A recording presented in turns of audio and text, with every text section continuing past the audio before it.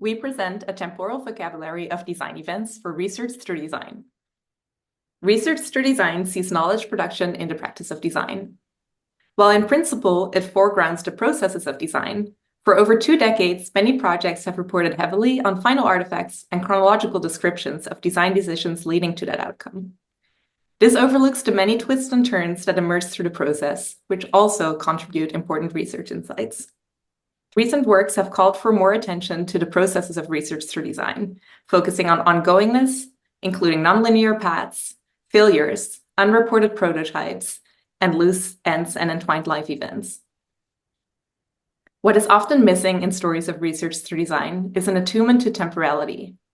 In many works, including our own, we find mostly loose markers of time, like soon, quickly, then, after many trials and errors, through various explorations, without attention to how these timeframes might be shaping what we learned or made.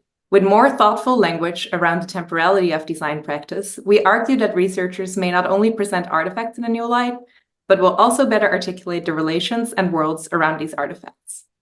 In this paper, we offer 7 terms for a vocabulary that can help us to take seriously the through part of research through design.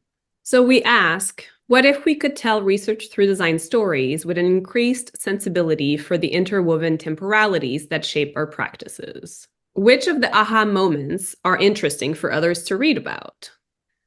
Which of the many broken prototypes hold important lessons? What do we pay attention to? And how does that change how we document, write up, or do design research? So these are some of the questions we were asking ourselves as we were doing this project. For this, we turn to the concept of design events. Our use of the term of design events is separate from goals of documentation or simply framing time. Rather, we see it as an ontologically generative term. How might we start to see happenings in the design process as knowledge production? We build on prior articulation and philosophical roots of the event, and we see 3 important points. 1, everything can be an event. Events are not only chronological happenings in human time, such as workshops, co-design sessions, hackathons, but also include objects, things, or materials. Imagine yourself standing in a river and returning to it 10 years later. There are different fish, different branches floating by. The water you stood in at first has long passed. One could argue it's not the same river. This should resonate with designers. Fabrics wear and tear, prototypes fall apart. To see everything as an event means to acknowledge that things are not stable, but always in a state of becoming. 2, events are porous. In the most simple terms, events are occasions in which some kind of difference can be observed. Yet who observes or how the difference is revealed is not always clear. Wilkie and Michael argue that events are porous, and so are design researchers engaging with them. As well, they point out that what the designer believes enters the event is not necessarily what actually enters. With our vocabulary, we offer lenses that enable different ways of seeing and articulating how time is materialized and expressed, but our terms are not meant to be exclusive. One event can fit multiple terms and can be tried on for fit to see what is revealed through them. Finally, events are non-anthropocentric in their generous and inclusive understanding of actors that are or can be part of an event. In that, they do not prioritize human or calendar time, and they focus not only on how things are defined by time, but how they embody, express, actively shape, act, and own their time. We created our temporal vocabulary by building on this understanding of design events with experiences from our own practices. I first used design events as a non-anthropocentric framing to accentuate more than human story, and I worked with it in data analysis.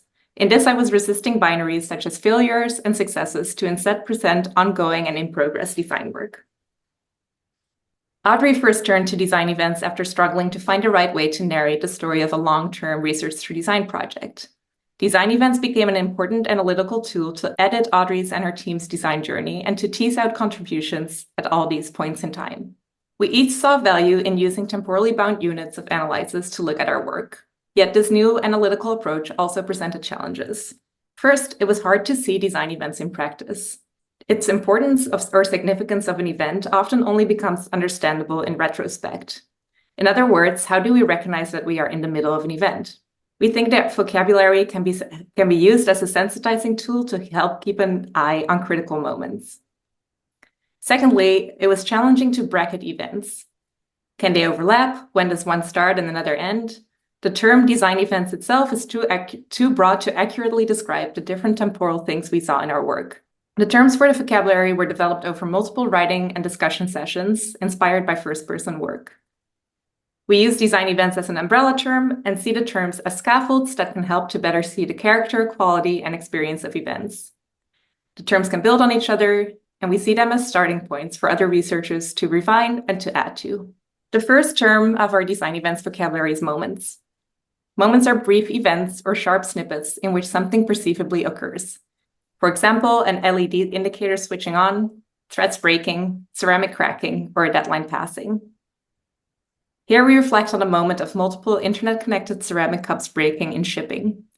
This was the third occasion of breakage that, in their accumulation, revealed the greater fragility of social technical systems that IoT devices find themselves in, including shipping services, different time zones, battery life, and material fragility.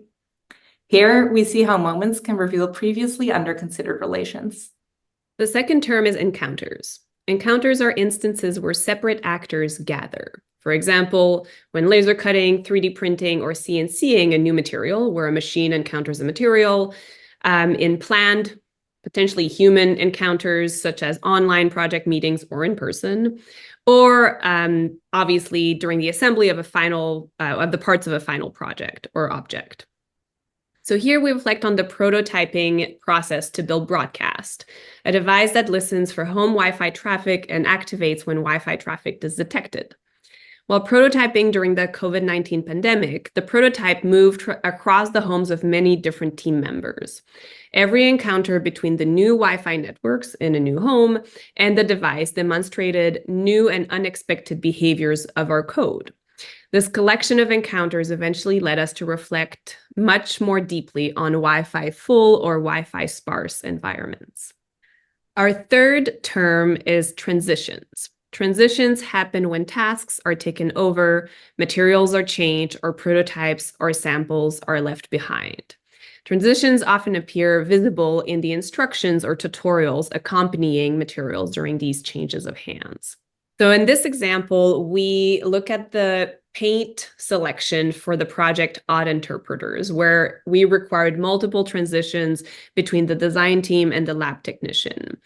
This involved material transitions where paint colors were chosen on screen and had to be then transformed to printed ink on paper, then paint swatches on paper, and then that same paint on 3D printed materials. Our fourth term is called pauses. Pauses can be short or long events that indicate moments of waiting, doing nothing, staying still, and standing back. They can include intentional pauses or pauses introduced by material curing or drying time, supply chain issues, and repair or maintenance. For example, with soft fading, our team developed an artifact that would display the changes of sunlight over time.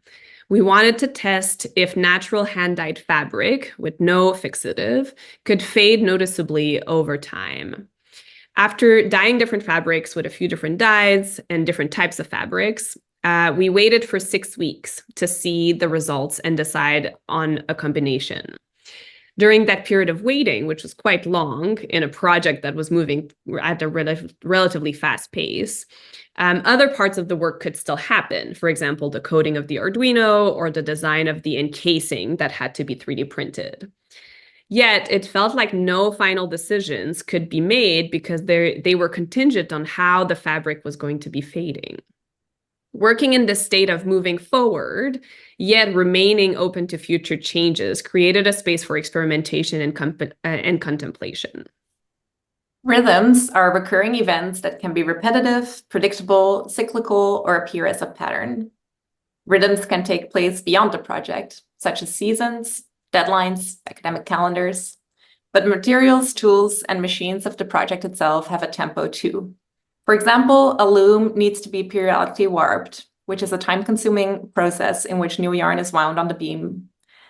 This process strongly influences the planning of the projects and what can or cannot be woven at a given time.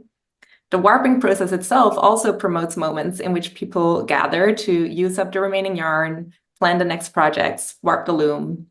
And this material-determined rhythm inadvertently creates points of reflection and futuring, for example, about these future projects within a studio or lab. Acknowledging rhythms and how they influence project work is essential in a more relational understanding of research through design practices. It can be generative in defining the project's and researchers' positionality in a broader context. Other time refers to the temporal life world of non-researchers in the project that may influence or prompt events. For example, machine time, such as looms, as Doenja was just talking about, or 3D printers, material time, participant time, as well as political events or personal life events. For instance, working with clay involves many steps, regardless of the fabrication technique, 3D printing or slip casting, for example. Clay needs to be wedged and prepared before it can be printed. Once shaped, it has to be dry and trimmed. If it is bisque fired, it may or may not get glazed or fired again. Every step takes time and is hard to predict as it depends on the temperature and the humidity of the studio and cannot be influenced by the researcher's agenda or timeline. In this photo, we see pieces that are at different steps in this timeline. For example, the ring at the bottom right is just off the 3D printer and is being cleaned. There's pieces that have been fired and ready to be used. For example, the piece in the back behind the notebook. And then there's pieces that have been slip casted and are drying and still need a light sanding to smooth the surface before they can be fired. For example, the one on the front on the left. Finally, temporal dissonances become clear when events clash. For example, the rhythm of seasons not working out with publishing timelines, or clay time not working out with participant time. Temporal dissonances do not necessarily prompt pauses or slowing down. They can also be starting points for fabulations. So here I worked with missing information created by a temporal dissonance in a herbarium project. So this particular shrub that I was looking for was not in bloom at the time. And so I speculated instead on the possible colors of the flowers.